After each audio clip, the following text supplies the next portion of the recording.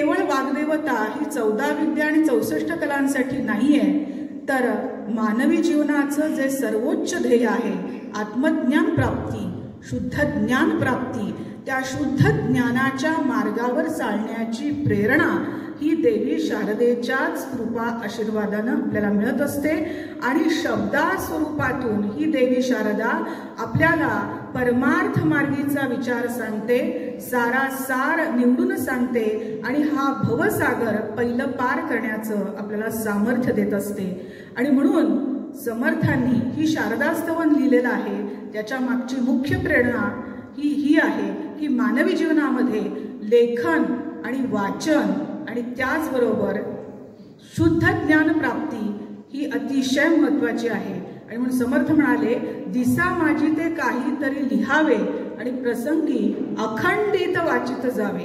त्याचं मुख्य कारण आहे, समर्थांनी सांगितलंय, श्रवण मनन हेची परमार्थाचे साधन आणि म्हणून नित्य नूतन केलेची पाहिजे। हे साधन आहे, पण त्याच्यामध्ये सुद्धा अजून सूक्ष्मता सांगितली आहे। श्रवणापरीस मनन सार, मनने कळे सारासार आणि निजध्यासे साक्षात्कार निसंग वस्तू। तेव्हा निसंग वस्तूचा साक्षात्कार करून घ्यायचा असेल तर श्रवण आणि मननाशिवाय पर्याय नाही। आणि म्हणून मी या मुख्य आपल्या विषयाकडे येते की या श्रवण मननाचं अखंड निजध्यासाची प्रेरणा ही जर कोणी गेली 75 वर्ष दिली असेल तर ती सज्जनगड मासिक पत्रिकेनं दिली आहे। आणि म्हणून ही सज्जनगड मासिक पत्रिका अखंडपणे हा ज्ञानयज्ञ चालवणारे आतापर्यंत झालेले विद्वान संपादक आणि त्याचबरोबर मगाशी उल्लेख झाला त्याप्रमाणे गेली 75 वर्ष श्री समर्थ सेवा मंडळाचे जे प्रमुख संचालक झाले, त्यांच्या सर्व धडपडीमुळे प्रयत्नामुळे ही मासिक पत्रिका आज अमृत महोत्सव साजरा करते आहे। तेव्हा सर्वप्रथम आपण या सर्व पूर्वसुरी असणाऱ्या अतिशय विद्वान अधिकारी असणाऱ्या, कारण केवळ विद्वान असे बरेच आहेत पण अधिकारी असणारे अध्यात्मातले असे संपादक होते। आणि या सगळ्यांना आपण वंदन करूया आणि आजच्या या पुढच्या कार्यक्रमाला सुरुवात करूया। मी म्हटलं तसं की गेली 75 वर्ष हा ज्ञानयज्ञ चालू आहे आणि या ज्ञानयज्ञामध्ये आपापल्या परीनं लेखाच्या रूपाने विविध प्रकारानं अनेकांनी आपल्या विचार समिधा या ज्ञानयज्ञामध्ये टाकून हा ज्ञानयज्ञ अखंड तेवत ठेवलेला आहे। त्यामध्ये 2-3 पिढ्याचे मगाशी म्हटले तसं लेखक आणि वाचक आज निवडक हे आपल्या सगळ्यांमध्ये उपस्थित आहेत। तेव्हा ज्यांनी या ज्ञानयज्ञाची सुरुवात केली आणि हा ज्ञानयज्ञ अखंडपणे चालू ठेवला त्या विद्वान संपादकांबरोबरच आज उपस्थित असणारे अनेक ज्येष्ठ लेखक आणि वाचक हे सुद्धा महत्त्वाचे आहेत। तेव्हा सर्वप्रथम आपण या सगळ्यांसाठी म्हणजे तुमच्यासाठी आपण टाळ्या वाजवू आणि त्यांना धन्यवाद देऊया, कारण या ज्ञानयज्ञामध्ये अत्यंत निस्पृहपणे आणि कुठल्याही प्रकारची अपेक्षा न करता या सर्व विचारवंतांनी, साधकांनी, अभ्यासकांनी आणि मगाशीच उल्लेख झाला त्याप्रमाणे अनेक संतांनी सुद्धा या सज्जनगड मासिक पत्रिकेमध्ये अत्यंत दर्जेदार असं लेखन करून या ज्ञानयज्ञाला अतिशय उच्च दर्जावर ठेवलेलं आहे। तेव्हा मी या सर्व आत्ताच्या आज उपस्थित सुद्धा लेखक वाचकांना त्यांचे स्वागत करते। आणि सध्याच्या मराठी सारस्वतामध्ये मगाशी उल्लेख झाला, माननीय अजित कुलकर्णी सर आणि माननीय कोटणीस महाराजांनी सांगितलं की अतिशय मी गेली पत्रकारितेमध्ये पुण्याच्या पत्रकारिता विश्वामध्ये गेली 28 वर्ष काम करते आहे आणि या क्षेत्रामध्ये काम करत असल्यामुळे आणि श्री समर्थ रामदास स्वामींच्या कृपेने गेली 18 वर्ष सज्जनगड मासिकामध्ये लेखन करते आहे। तेव्हा या क्षेत्राशी माझा व्यवसाय म्हणून सुद्धा संपर्क आलेला आहे। म्हणून सांगते की सध्याच्या काळामध्ये असं अतिशय उत्तम दर्जेदार असं आध्यात्मिक प्रबोधन करणारी अतिशय मोजकी 2-4 मासिकं आहेत, त्याच्यामध्ये सज्जनगड मासिक हे 75 वर्ष टिकून आहे हे आजच्या काळामध्ये अतिशय भूषणावं। कारण उद्या या सर्व मराठी मासिक संघाचे अध्यक्ष माननीय भालचंद्र कुलकर्णी, ज्यांच्या सध्याच्या ते या अध्यक्ष आहेत आणि ते तुम्हाला या संदर्भामध्ये त्यांचं मनोगत व्यक्त करणार आहे आणि ते पत्रकारितेशी संबंधी आहेत म्हणून ते माझे परिचयाचे आहेत। आज सगळी मराठी मासिकं ही बंद पडत चाललेली आहेत, कोणी त्याला वाचक नाही आणि मगाशी महाराजांनी सांगितलं तसं कितीही सोशल मीडिया येऊ दे, कितीही लोकांनी व्हिडिओ बघू देत, रील्स बघू देत, पण लेखन आणि वाचन यांनी जो माणूस शहाणा होतो, किंबहुना इतर क्षेत्रात तर होतोच, पण अध्यात्मात जर खरी शहाणीव आपल्याला संपादन करून घ्यायची असेल आणि खरं ज्ञान प्राप्त करून घ्यायचं असेल तर परमार्थाच्या सद्ग्रंथाचं वाचन, मनन, चिंतन याशिवाय पर्याय नाही। त्यामुळे कितीही लोक बाहेर गेली असं वाटत असलं की मासिक पत्रिकेचे ग्राहक कमी झालेत, मासिक पत्रिका ही म्हणजे कमी कमी होत चाललंय, पण मी सांगते ही मासिक पत्रिका समर्थांच्या कृपेने 75 वर्ष चालू आहे, अजूनही त्याचे ग्राहक वाढण्यासाठी आपण नक्की प्रयत्न करू आणि लेखन वाचनाची महत्त्व आणि गोडी ही नवीन पिढीला सांगायला पाहिजे, ती आपण नक्की सांगूया असं या निमित्ताने मी कोटणीस महाराजांना सांगते। तेव्हा सांगायचा उद्देश, आत्ता अगदी 2-4 मासिक आहेत जे तुम्ही म्हटला तसं प्रसार मासिक आहे, साईलीला मासिक आहे आणि खरंच मी सांगते नेने काका आणि माननीय कुलकर्णी सर आपल्या दोघांचे अतिशय मनपूर्वक धन्यवाद आहे की हे मासिक तेवढ्या दर्जाचं हे निघतं आहे आणि अक्षरशः 2-3 मासिकच फक्त अखंड चालू आहेत। तेव्हा या निमित्ताने मला हे नक्की सांगायचं आहे की सज्जनगड मासिकाचं स्थान हे सध्याच्या मराठी आध्यात्मिक प्रबोधनाच्या मासिकामध्ये अतिशय वरच्या दर्जाचं किंबहुना 2-3 दर्जाचं आहे। तेव्हा आता आपण आजच्या या कार्यक्रमाकडे निघू। हा मुद्दा मी काही भाग बोलले कारण खरं तर मी सांगते नेने काकांनी मला सांगितलं होतं, प्रत्येकाला आम्हाला थोडेसे विषय दिले होते जे आम्ही जुने थोडेसे म्हणजे मी नवीन पिढीतली आहे पण तरी बरेच वर्ष लेखन करते आहे, तेव्हा आम्हाला त्यांनी विविध विषय बोलावेत असं म्हणलं होतं। तेव्हा पत्रकार रामदास असा विषय त्यांनी मला दिला होता जो माझ्या व्यवसायाशी संबंधित, पण मीच त्यांना म्हटलं की पत्रकारितेची जी तत्व आहेत ही तुमच्या मुलाखतीतनं आता आपण उलगडून दाखवूया आणि केवळ भाषणं ही काही वेळा खरोखरच काही वेळा कंटाळवाणं होऊ शकतं। तेव्हा मुलाखतीच्या माध्यमातून नेने काकांचे गेल्या 16 वर्षातले अनुभव कडू गोड, नुसते गोड आहेत असं नाही, कडू पण आहेत, तेव्हा या सगळ्याचा परामर्श हा या मुलाखतीच्या माध्यमातून व्हावा असं मलाच वाटलं आणि म्हणून मी त्यांना ही विनंती केली आणि त्यांनी लगेच ती कल्पना उचलून झाली।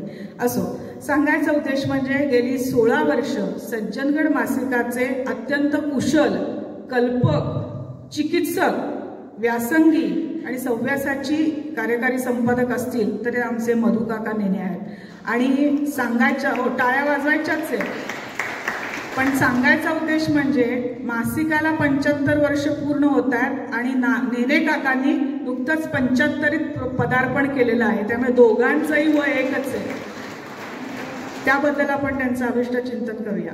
आणि मध्येच बोलतो,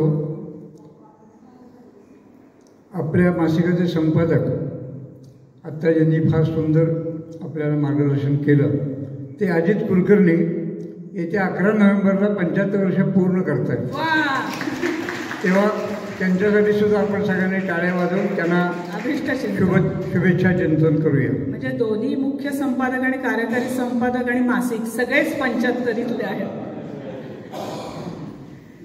तेव्हा अगदी तेव्हा नेने काकांवर देवी सरस्वतीची आणि समर्थांची कृपा आहेच आहे। त्यांचं मुख्य मला खरं वैशिष्ट्य आणि कौतुक नक्कीच वाटतं की गेली 16 वर्ष ते या मासिकाच्या उत्तम निर्मितीसाठी खूप धडपड करतायत आणि अत्यंत नाजूक तब्येत असताना वाई ते सातारा आणि सातारा ते वाई हा सतत प्रवास, थंडी, ऊन, वारा, पाऊस, अनेक प्रकारच्या व्याधी आणि शिवाय कोरोना काळात सुद्धा मधु काका यांनी सदनला येऊन हे मासिक अतिशय वेळच्या वेळी उत्तम प्रकाशित होण्यासाठी जी धडपड केली आहे त्यासाठी आपण त्यांचं अभिनंदन केलं पाहिजे। तेव्हा असे समर्थ कृपांकित मधुकाका नेने यांचा आपण त्यांच्याशी बोलताना त्यांचा प्रवास उलगडणारच आहे, पण 2-3 वाक्यामध्ये मी फक्त त्यांचा परिचय करून देते. मधुकाकांचं मूळ गाव हे वाई तालुक्यातलं चिंधवली हे आहे. सध्या ते वाईमध्येच अनेक वर्ष राहत आहेत. 1971 ते 2005 या दरम्यान 34 वर्ष त्यांनी वाई अर्बन बँकेमध्ये सेवा केलेली आहे. लहानपणापासूनच त्यांना लेखन वाचनाची आवड होती आणि 13व्या वर्षी त्यांनी पहिला लेख लिहिला आणि त्याला बक्षीस मिळालं आणि त्यानंतर अनेक लेखन आणि वक्तृत्व स्पर्धांमध्ये त्यांनी बक्षिसं मिळवलेली आहेत. त्याचबरोबर गेल्या आतापर्यंत त्यांनी 50हून जास्त अशा अनेक विशेषांकांचं आणि गौरवांकांचं संपादन केलेलं आहे. त्याचबरोबर 1970 सालापासून ते वाईच्या सामाजिक, सांस्कृतिक आणि धार्मिक विश्वामध्ये अत्यंत क्रियाशील आहेत आणि वाईमधली वसंत व्याख्यानमाला असू दे, विविध वाईचे अनेक उत्सव असू देत, कृष्णामाईचा उत्सव असू दे, त्याच्यामध्ये आयोजनामध्ये, नियोजनामध्ये त्यांचा अत्यंत भरभरून सहभाग असतो. अजूनही तो सहभाग चालूच आहे.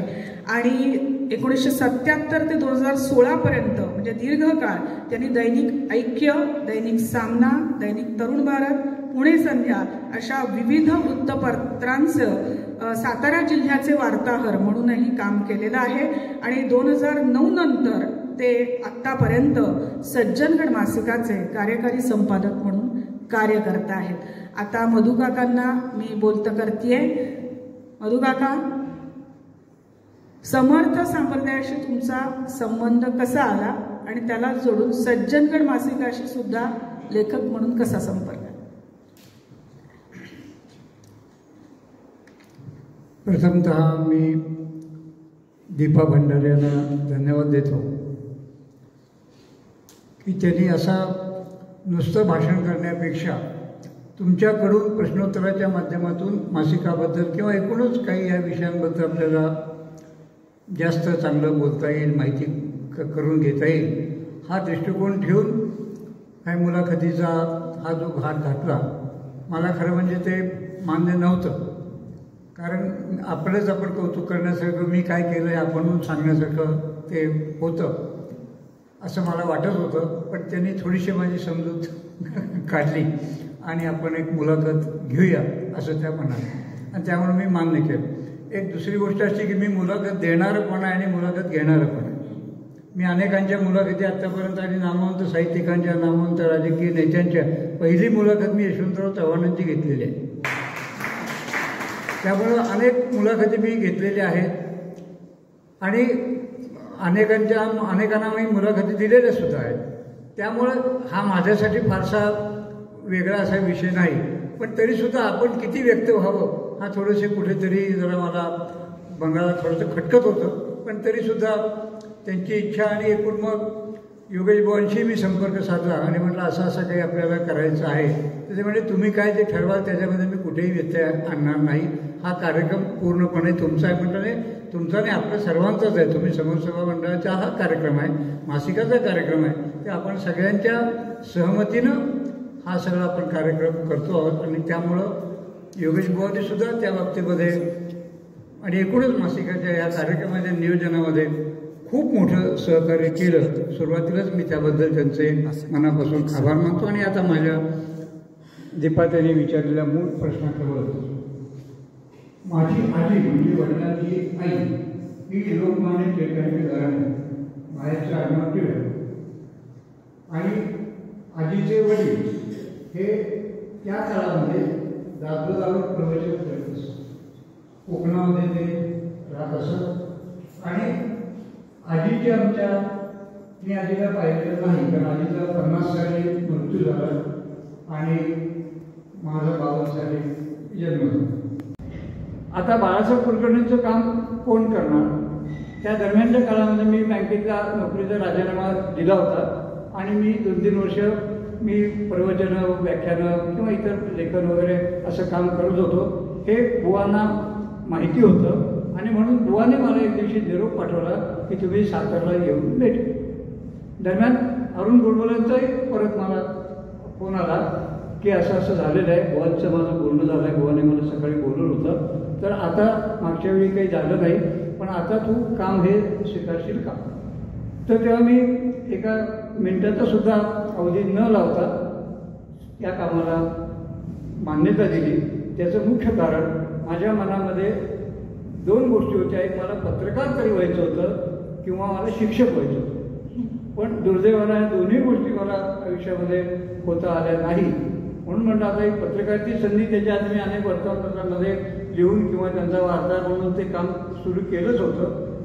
अनेक कॉलेजांमध्ये बँकिंगवर सुरू केलं होतं. म्हणजे ते 2 जे काही माझ्या मान्य केली. आणि दुसऱ्या दिवशी सकाळी बुवानी एक माणूस माझ्या घरी पाठवला आणि त्याच्या म्हणजे ऑर्डरच की तुम्ही असं काम या महिन्यापासून तातडीचं काम. आणि त्याच महिन्यापासून मी लगेच काम कसं मी केलं. थोडंसं इथं डिस्टर्ब होतो की ही जे गेली 5-6 वर्ष मी अगदी या सगळ्यांमध्ये मी नौका लेखक आहे. म्हणजे पुलंच्या शब्दात सांगायचं तर एखाद्या डिपार्टमेंटमध्ये नवीन जो हवालदार जॉईन झाला आहे त्याला पोलीस कमिशनर साहेबांची मुलाखत घ्यायला अशी माझी अवस्था झालेली आहे. गेली 5-6 वर्ष मी लिहितोय. आता मी काही लेखक मंडळींना भेटलो तर कोण बँकेमधला रिटायर झालेला आहे, कोण इंग्रजीचे शिक्षक आहेत, कोण चित्रकार आहेत. तर मला नेहमी कुतूहल वाटतं की हे असे नवीन लेखक तुम्ही शोधता कुठून. हे मला फेसबुकवर लिहायची खूप सवय होती, अजूनही मी खूप लिहितो. तर काकांनी मला फोन करून एक प्रकारे आज्ञा दिली की हे मासिकात लिहितो म्हणे, फेसबुकला काय लिहितो. तर हे प्रत्येक माणसामधला चांगला गुण हुडकून काढणे. मासिकाचं अजून एक वैशिष्ट्य मला असं वाटतं की त्याच्यामध्ये शब्दकोड असतं. म्हणजे इतर कुठल्या तरी वर्तमानपत्रातली शब्दकोडी सोडवणं तो भाग वेगळा, परंतु अशा आध्यात्मिक मासिकात दर महिन्याला शब्दकोड आहे. तर हे सगळं तुम्ही कसं काय पेलता आणि शोधून कशी काढता लोक हे सगळं?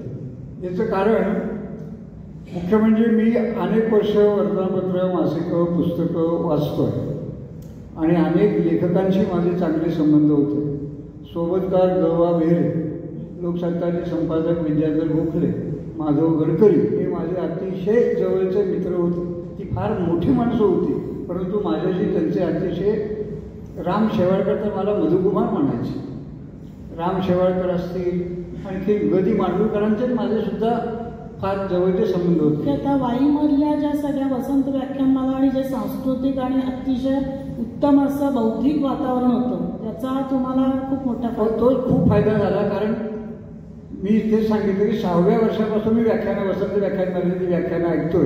आणि वयाच्या 6व्या वर्षी मी ज्यावेळी मुलं अक्षर ओळख करायला लागतात त्या वर्षी मी पहिलं 32 पानी एक पुस्तक, पूर्वी लहान मुलांची 32 पानी पुस्तकं निघायची. ते गोष्टीचं उडता गालीच्या, मला नाव आठवतं, त्या उडता गालीच्या नावाचं एक छोटंसं बालवाङ्मयाचं पुस्तक मी वाचलं होतं आणि ते काय आहे ते मी आईला सांगितलं.